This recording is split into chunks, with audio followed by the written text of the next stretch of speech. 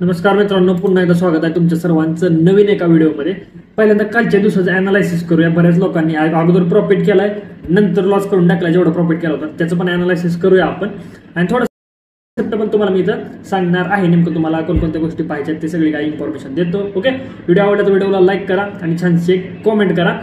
आणि असे तुम्हाला जर डेली अनालिसिसचा व्हिडिओ पाहिजे असेल की बाबा कालच्या दिवसामध्ये मार्केटमध्ये कुठे कुठे ट्रेड बनत होता, कुठं अवॉइड करायचा होता, का अवॉइड करायचा होता विथ रिझन, तर मला कॉमेंट बॉक्समध्ये नक्की सांगा। म्हणजे आपण काय करू, मी थोडासा टाइम काढेन, 2 मिनिटाचा व्हिडिओ बनेल मला वाटतं अनालिसिस एका दिवसाचा करायचं म्हणलं तर आपण ते व्हिडिओ काढण्याचे पण प्रयत्न करूया। ओके, तर हा कालचा दिवस बघा अगोदर काय झालं मार्केटमध्ये। इथे एक रेजिस्टन्स आहे मार्केटमध्ये वरती, हा रेजिस्टन्स आहे, हा सपोर्ट आहे, क्लोजिंग सायकोलॉजिकल नंबर, हा एक सपोर्ट आहे बघा स्ट्रॉंग, आणि इथे क्लोजिंग प्राइस आहे। ठीक आहे, मार्केटमध्ये ओपन झालं, इथं मार्केट खाली आलं, इथं बघा हे जे रिजेक्शन दिसतंय, रिजेक्शन बघा इथलं या कॅन्डलचं किती पॉईंट राहिलेला आहे, सायकोलॉजिकल नंबर 20 पॉईंट, म्हणजे सपोर्टच्या जवळ पोहोचलं। ही गोष्ट लक्षात ठेवा, रिजेक्शन महत्वाचं आहे, क्लोज कुठं झालेला हे महत्वाचं नाही, रिजेक्शन महत्वाचं आहे। मग सायकोलॉजिकल नंबर पासून सपोर्ट घेतला आपण असं म्हणू शकतो। जर बाबा तुम्हाला वाटलं असं सायकोलॉजिकल नंबर लांब आहे तर हा सपोर्ट आहे, कारण इथं क्लोजिंग प्राइस पण आहे। एक गोष्ट अगोदर लक्षात ठेवा, तुम्ही सगळेजण डोक्यात टाकून ठेवा बघा, हे closing price, psychological number, important support कसं दिसतंय तुम्हाला, एकावर एक सपोर्ट आहे तो मार्केटमध्ये। म्हणजे मार्केट जसं खाली तसं सपोर्ट घेणार आहेत रिटेलर लोक इथं, बरोबर की नाही, रिटेलर लोकांना सपोर्ट वाटणार आहेत ते, असं ही गोष्ट लक्षात ठेवली पाहिजे की एका मागे एक सपोर्ट आहे, त्याचा अर्थ मार्केटमध्ये बाहेर ऍक्टिव्हेट व्हायला चान्स आहे। आता महत्वाची गोष्ट, मग इथून सपोर्ट घेतला, आपण काय केलं, फिबोनाची टाकल्याने वरून सेल करून दिला। हा ट्रेड पण एकदम टच करून आलाय 50ला, म्हणायचंच नाही की नाही केलं, 50ला एकदम क्लिअर कट टच आहे मार्केटमध्ये, आणि फुल मार्केटने टार्गेट इथं दिलेला आहे। पहिला ट्रेड इथं होता आपला, हा सेल डायरेक्शन साठी। ठीक आहे, आता ह्याच्यानंतर आता महत्वाची गोष्ट काय आहे सोडून, ओके हा ट्रेड झाला एकदम परफेक्ट। आता दुसरी गोष्ट लक्षात ठेवा, तुम्हाला सांगतो मी काय गोष्ट आहे। हा जो सपोर्ट आहे मार्केटमध्ये, इथं मार्केट किती वेळ स्टे झाले बघा, 20 वाजून 5 मिनिटं ते 20 वाजून 25 मिनिटं, समजतंय का, 20 मिनिटं मार्केटनं या सपोर्टवरती स्टे केला आहे, मान्य सायकोलॉजिकल नंबरचा ब्रेकडाऊन आहे। आता ओळखायचं कसं की नेमकं ऍक्टिव्हेट कोण आहे, ओळखायचं कसं बघा, मला सांगा, इथं जर 19,000चा ब्रेकडाऊन असता आणि मार्केट सस्टेन झालं असतं, तुम्ही विचार करा की ब्रेकडाऊन आहे आणि सस्टेन झालंय, तर रिटेलर काय करत असतील, सेल करत असतील, परफेक्ट। मग मार्केटमध्ये कॅन्डल कोणत्या डायरेक्शनला पाहिजे, अपसाईडची एखादी ग्रीन कॅन्डल यायला पाहिजे, बरोबर, तशी ग्रीन कॅन्डल आली का, नाही आली। मग या सपोर्टवर सस्टेन केलेलं आहे, आणि कॅन्डल ही सगळ्यात मोठी 20 वाजून 30 मिनिटाची कॅन्डल, एवढी मोठी कॅन्डल आली मार्केटमध्ये, ती कोणत्या डायरेक्शन आली, सेल डायरेक्शन आली। याचा अर्थ ऍक्टिव्हेट कोण होतं, बायर ऍक्टिव्हेट होते मार्केटमध्ये। जर मार्केटमध्ये 19,000चा ब्रेकडाऊन होऊन जर सेलर ऍक्टिव्हेट असते तर तिथं ग्रीन कॅन्डल आले असते, मार्केट वर गेलं असतं। तसं न होता या सपोर्टवरती सस्टेन आहे असं म्हणून मार्केटमध्ये एवढी मोठी रेड कॅन्डल येते, याचा अर्थ मार्केटमध्ये कोण ऍक्टिव्हेट आहेत, बायर ऍक्टिव्हेट आहेत, त्यांचे स्टॉप लॉस डाऊन साईडला आहेत, आणि मार्केटनं ऑपरेटरची कॅन्डल बनवलेली आहे। ही ऑपरेटरची कॅन्डल आहे, इझिली ओळखू येते, एकच कॅन्डल 93 पॉईंट्स म्हणजे 0.5% एक सिंगल कॅन्डल बनते, याचा अर्थ मार्केटमध्ये ऑपरेटर सेल डायरेक्शनला आहे।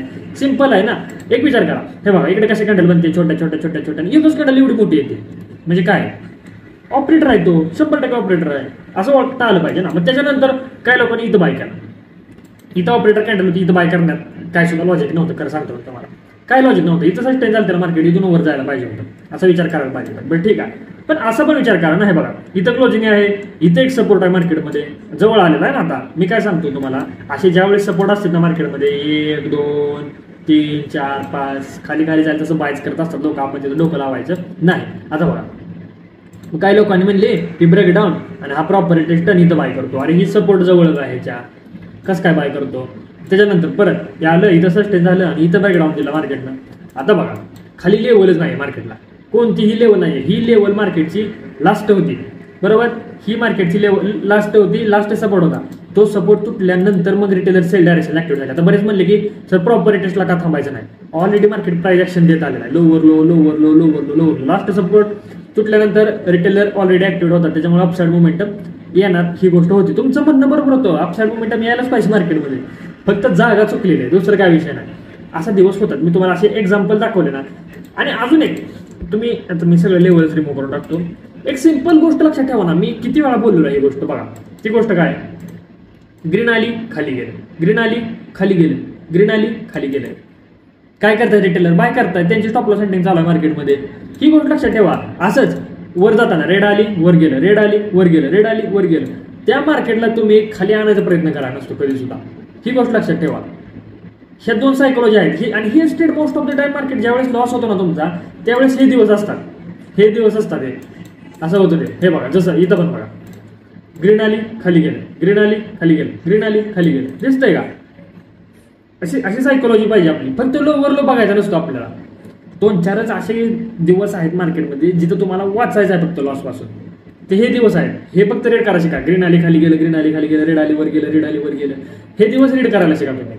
बाकी काय अवघड गोष्ट नाहीये. अजून इम्पॉर्टंट ह्या गोष्टी कुठे होतात, एकतर ह्यूज गॅप अप झाल्यावरती, ह्यूज गॅप डाऊन झाल्यावरती, खूप सारे सपोर्ट असल्यानंतर, एखादी अचानक मोठी कॅन्डल आल्यावरती हे दिवस होतात फक्त. ही गोष्ट लक्षात ठेवा. ऑपरेटर नेमका कोणत्या डायरेक्शनमध्ये आहे हे तुम्हाला समजणं खूप महत्त्वाचं आहे. ओके, आता अजून थोडंसं जर लर्निंग कन्सेप्ट म्हणायला गेलं तर मी तुम्हाला वाटलं तर 2-3 दिवस दाखवतो. खूप भारी दिवस होते. हां ठीक आहे, हा दिवस पण बघा. आता इथे 19,000चा काय आहे, 19,000चा सायकोलॉजिकल नंबर आहे. आता इथून का गेलाय मार्केटवर, कारण तो पॅटर्न आहे. हा बघा काय, हा पॅटर्न आहे. एकदा सपोर्ट घेतला, ब्रेकडाऊन केलं, इथं सपोर्ट होता तरी पण वर गेलाय मार्केट, कारण वरून पॅटर्न आहे. अजून दाखवू का गोष्ट, पॅटर्न प्लस काय आहे, हा बघा रेजिस्टन्स. एक्झॅक्टली मार्केट कुठून खाली आलेला आहे, रेजिस्टन्स पासून खाली आलेला आहे, रेजिस्टन्स पासून खाली आलेला आहे. पॅटर्न आहे, सायकोलॉजिकल नंबरचा ब्रेकडाऊन आहे. मग अशा वेळेस रिटेलर लोकांना वाटतं की हे सपोर्ट ब्रेकडाऊन होते, असं त्यांना वाटतं. 3-3, 4-4 कन्फर्मेशन असतात. असं नाही की एकच कन्फर्मेशन फक्त ब्रेकडाऊन झालाय सगळे सेम नाही. पाठ करून चालला तुम्ही, पाठ करून जाऊ नका. अरे माझं काय सांगणं तुम्हाला सगळ्यांना, तुम्ही मार्केटला हे स्वतः अनालिसिस करा ना. तुम्ही बॅक टेस्टिंग केलं नाही याचा अर्थ कधी मार्केटला, तुम्ही स्वतः स्टडी केला नाही मार्केटचा, ह्याचा सिंपल अर्थ मला एवढंच कळतं फक्त की तुम्ही जर असं लॉस करता चालतं. मी ते मान्य करतो की लॉस झाला, पण तुम्ही लॉस होऊन जर असं विचारत असतं की असं म्हणता चाल की स्ट्रॅटेजी फेल झाली, ही स्ट्रॅटेजी नाहीये. मी तर पहिलं वाक्य माझं, ही स्ट्रॅटेजीच नाही बाबा, ही सायकोलॉजी आहे. रिटेलर काय करते, ज्याला समजतंय ती मार्केटमध्ये प्रॉफिट करते, बस विषय संपला. बाकी काही डोकं लावायची काही गरज नाहीये तुम्हाला. डाव जोन्स पण सांगून डाव जोन्सचा पण इथं बाय केला, किती 20-40 मिनिटं कसं काय बाय केला मला सांगा, एकच सांगा मला. किंवा psychological number, closing price, support, closing price, psychological number एका जागेला आहे, एका पाठोपाठ आहे तेवढे सपोर्ट. बाय करण्यात काय अर्थ आहे का, नाही. बरोबर आहे का नाही. इथं बाय करण्यात काय अर्थ नाही. ज्या वेळेस मार्केटमध्ये आता इथं काय झालेलं आहे, पॅटर्न झालेला आहे, बरोबर. पॅटर्नला तुम्ही बाय केला, पण सपोर्ट 2-2 आहे, रिटेस्टमेंट झाली, मग मार्केटवर गेलं. हे समजायला पाहिजे. मी म्हणत नाही तुम्हाला इथं बाय करा, ही ऍडव्हान्स एक स्ट्रॅटेजी आहे, त्याच्यानुसार मार्केटमध्ये अपसाईड मुवमेंटम येतं कॅप्चर करता. पण मी म्हणतच नाही तुम्हाला सपोर्टला बाय करा. झिगझॅगची एक स्ट्रॅटेजी होती, त्याच्यानुसार ते मार्केट अपसाईड मुवमेंटम केलेलं आहे. ओके, आपल्याला अशा प्रकारे सिंपल लॉजिक लावायची आहे. अजून एक गोष्ट राहिली, थांबा दाखवतो. अजून एक गोष्ट राहिली, तुम्ही जर या एम पॅटर्नला इथं बाय करायचा विचार करताय तर माझ्या एका प्रश्नाचं उत्तर तुम्ही सगळ्यांनी द्यायला पाहिजे. हे बघा काय, कप अँड हँडल पॅटर्न आहे मार्केटमध्ये. स्टॉप लॉस कुठे आहेत रिटेलरचे, हे बघा इथे स्टॉप लॉस आहे. एक्झॅक्टली ह्या स्टॉप लॉसला घेतलेला आहे मार्केटनं, मग मार्केट वर गेलेला आहे. याची सायकोलॉजी असते मार्केटमध्ये. जोपर्यंत ह्याचे स्टॉप लॉस जात नाही तोपर्यंत मार्केट वरती मोमेंटम करत नाही. आणि माझं अजून एक म्हणणं आहे तुमच्या सगळ्यांसाठी, डाव जोन्स जर जमत नसेल US100 ट्रेड करा, फक्त आणि फक्त US100 ट्रेड करा. डाव जोन्स जमत नसेल, SPXला तर अजिबात. आणि SPXचं मोमेंटम आणि US100चं momentum most of the time same असतं, तिथं पण काही जास्त डोकं लावायची गरज नाही. ठीक आहे, तर अशा प्रकारे एक तुम्हाला सगळ्यांना एक माझं साधं सिंपल म्हणणं आहे.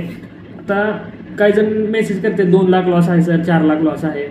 माझा एकच म्हणणं आहे, तुम्ही अगोदर 1,000 रुपयानं प्रॉफिट करा, 1,000 रुपयानं लॉस करा. 2-2, 4-4 लाख लॉस होणारच नाही ना. आधी 1,000 रुपयानं जमतंय का बघा ना तुम्हाला, म्हणजे 1,000ची रिस्क घेऊन 1,000 रुपयाची रिस्क घेऊन जमतंय का बघा.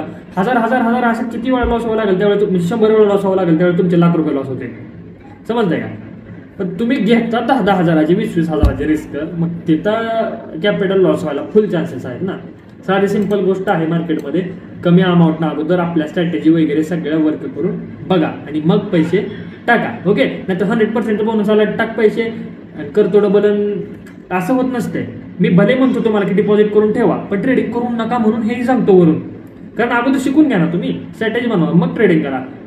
नाहीतर असं व्हायचं की मी एखादं बाबा प्रमोशन तर कधी घेतलं नाही आपण पेडवालं, तुम्हाला सांगितलं एखादं असं ब्रोकर आता आला 100% डिपॉझिट बोनस आहे, डिपॉझिट बोनस आहे, पण शिकून डिपॉझिट करा ही पण गोष्ट सांगतो. किंवा डिपॉझिट करून ठेवा, शिका मग ट्रेड करा ही पण गोष्ट मी सांगतो सगळ्यांना. ओके, तर त्या गोष्ट लक्षात ठेवा. आणि टेलिग्रामवरती फ्रॉड चॅनल आहेत, मी कुठलीही इन्व्हेस्टमेंट घेत नाही, कुणाकडूनही कशाचे पैसे घेत नाही, ही गोष्ट लक्षात ठेवा. ओके, फक्त 499 रुपयाचा कोर्सची प्राइस आहे, तिथून पुढे 1 रुपयाही घेत नाही. कोणत्याही फ्रॉड चॅनलला जॉईन होऊ नका. भले माझ्या एखाद्या वेळेस असं होतं की डिस्क्रिप्शन मधून स्पॅम करून त्यांनी लिंक चेंज करून टाकतात, मग तिथून जॉईन झाला की तुम्ही फ्रॉड चॅनलवरती रिडायरेक्ट होता. चेक करायचे, पैसे मागताना जास्त फ्रॉड आहे म्हणायचं. ओके, ठीक आहे. आपल्या ऑफिशियल चॅनलवरती 23,000च्या आसपास फॉलोवर आहेत, पण तिथे कुठेही पैसेही मागितले जात नाहीत. ओके, भेटूया आपण नेक्स्ट व्हिडिओमध्ये. अजून तुम्हाला कोणते व्हिडिओ पाहिजेत मला कॉमेंट बॉक्समध्ये नक्कीच सांगा.